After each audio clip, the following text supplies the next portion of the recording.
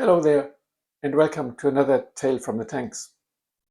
Today the question is to shrimp or not to shrimp. What I'm going to be sharing is my experience with shrimp keeping, how it all went wrong in the beginning, and how I figured out what works. If you want to know how to keep shrimp, then keep watching.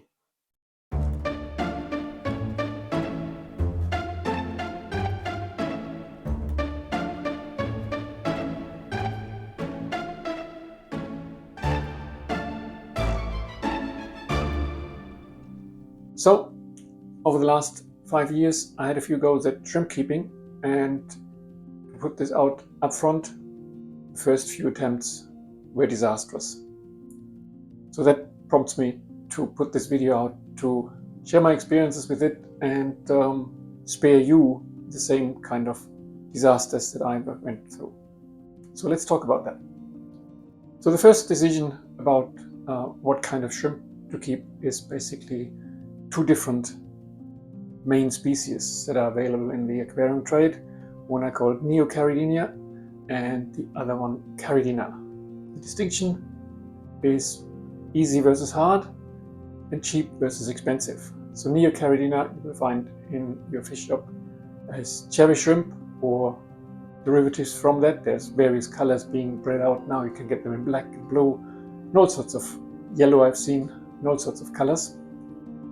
And then there's the Caridina, the most famous variety here in Australia, at least available, are the crystal reds. And they're very attractive, but they're also, in my experience, quite difficult to keep. And unlike the Neocaridina, which are really, really cheap, so you can get 10 of them for 20 bucks or something like that, the Caridina you might end up paying for one $10. So it's a different proposition. So if you're new to the hobby or just want to get your feet wet, so to speak, with shrimp keeping, my first advice is to try out Neocaridina, specifically cherry shrimp, as a good starting point. What makes the Caridina shrimp so difficult to keep? Well, they're very fuzzy about the environment, the water parameters in particular. They prefer slightly softer water than the Neocaridina with a pH of 6 to 7. General hardness 4 to 6, which is not that different from Neocaridina, and temperatures between 20 and 25 degrees. Some people say ideally 23 degrees. And very clean water, TDS, total dissolved solids, between 100 and 200. Neocaridina are a bit more forgiving in that respect. It is said they need slightly alkaline water. I keep them in the water that's normally reserved for Caridina, and they're thriving. So my pH is normally 6.5 or thereabouts. I keep them at 25 degrees. The thing with shrimp and temperatures, in my experience, is they go through the life cycle a bit faster, in particular the molting frequency, depending on the temperature. So if you have cooler temperatures, and Neocaridina can take quite cool temperatures, you can get without a heater if you like. They molt more frequently in hotter water and less frequently in cooler water, and so they don't live as long in warmer waters. So why would you bother with shrimp? Well, they're useful.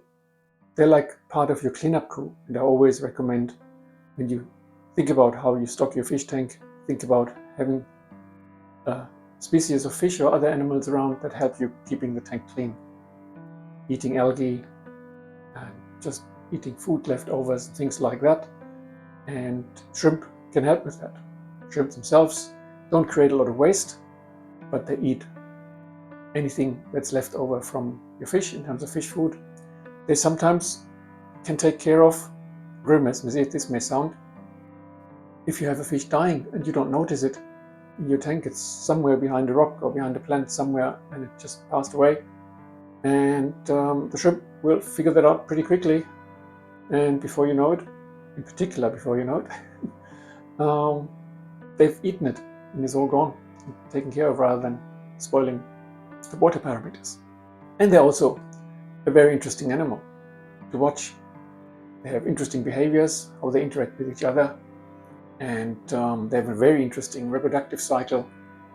I won't go into much detail here today, but if you say start out with a handful of shrimp, you may find that soon the numbers swell and you can see the little shrimp coming to being and add to your stock. I already mentioned the molting, so every now and then they disappear and change their coat, as you do if you have an exoskeleton, right? It gets a bit tight if you're well kept and well fed, and then they disappear and break open the exoskeleton and slip out and harden their new exoskeleton, and then they come out again and carry on as if nothing happened. You will see sometimes then in your tank the leftovers, the old exoskeleton lying around, the ghostly white thing normally looks like, oh, your shrimp has died. Don't panic. They just do what they do.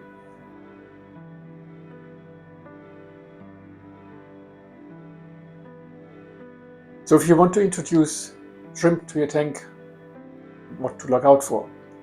Well, the first thing in my experience is don't add them to a new tank right after you cycled the tank and you introduce your fish. You think, oh, might as well throw a few shrimp in as well. Don't do that. The parameters are still floating around a bit. There's no biofilm to speak of in the tank just yet. And the shrimp feed off the biofilm, so you want to make sure this has time to establish itself. And so give it a couple of months, 3 to 6 months maybe, and then think about adding shrimp to your tank.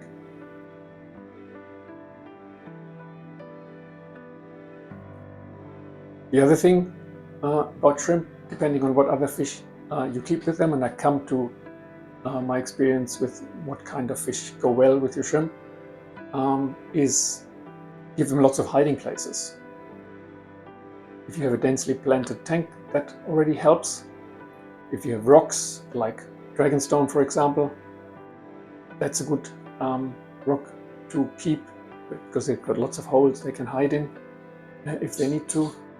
And this will make sure they can go away molt in peace and come away unharmed, because during that process they're very vulnerable as well.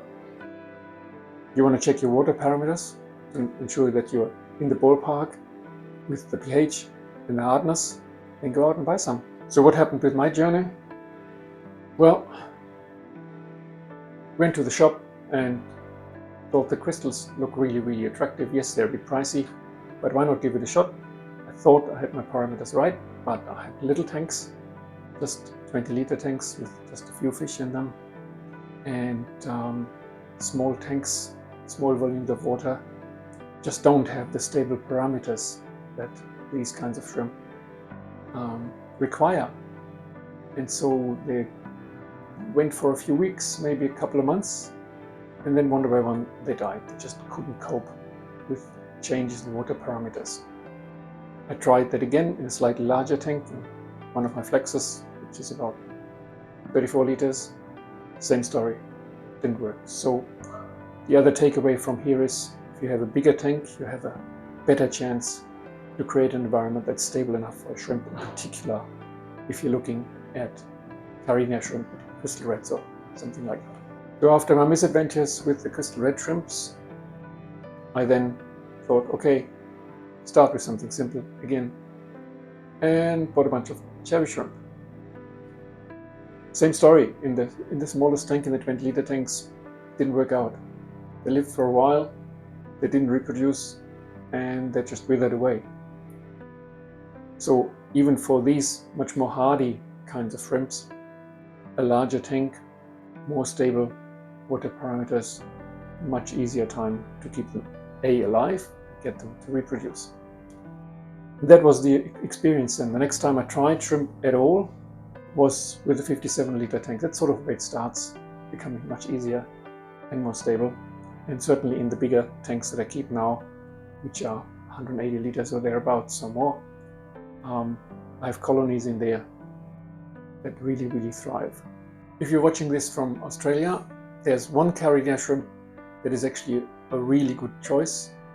It's hardier than the carradinas that I mentioned so far, and it's very good in taking care of any algae problem, and that is the northern terry algae-eating shrimp, as it's referred to mostly. They are not very attractive looking. They're a bit larger than the shrimp we so far talked about, but they really go around well and eat decaying plant matter, take care of algae covers and things like that. Very good. What happened to me when I bought some of those algae-eating shrimp not too long ago is one kind of shrimp took a ride with them that nobody expected to be part of it, and that was an Australian long-armed shrimp. You find them in the creeks and rivers here in the moderate to warmer climes quite readily, and this is quite a large shrimp, as you can see from the pictures here. And the other problem with that one is, being as large as it is a threat to smaller fish that will actually hunt them and eat them, as it were. So I had the algae-eating shrimp and noticed one of them gets along bigger, and eventually I spotted that it's actually having these really long arms that the other ones didn't have. So I didn't think much of it, but as it got bigger and bigger, eventually my pygmy corridors started disappearing, and that got me a bit worried. I didn't make the connection straight away, but after a while I thought, okay, this is not normal. They were doing quite fine, and now suddenly they start disappearing. That can't be right. So this was in my 180-liter tank. Getting that animal out of that tank was a major exercise. As you may have noticed from observing the shrimp in the tank at the fish shop, they can propel themselves very fast backwards if they have to. And of course, this big shrimp, by big I mean 6-7 centimeters in size versus maybe 3 centimeters at most for the cherry shrimp, something like that. So a bigger shrimp like that, in fact mine is by now 8-10 centimeters long. You try to get near them and they go kaboom and off into the shrubs or off into a corner somewhere. Or, as I found when I tried to catch him, also catapults itself out of the tank and behind the shelf and causes all sorts of havoc. I rescued him from that, but yeah, very interesting to catch this one and rehome it into a tank where it couldn't do any damage. And it's still there today. In fact, it lives with a bunch of cherry shrimp, and that seems to be okay. I think he keeps the population of the cherry shrimp at bay, which is probably okay because it's only 57-liter tank. As I said earlier, it's the minimum size that would probably see a stable environment for shrimp being able to be created. But in there, he's doing well, the cherry shrimp are doing well, and he's like a little pet these days. He always comes forward and wants to have his algae waiver per day, or some other things, which brings us to food. So what do you feed your shrimp? Well, probably nothing extra or special is the easiest way.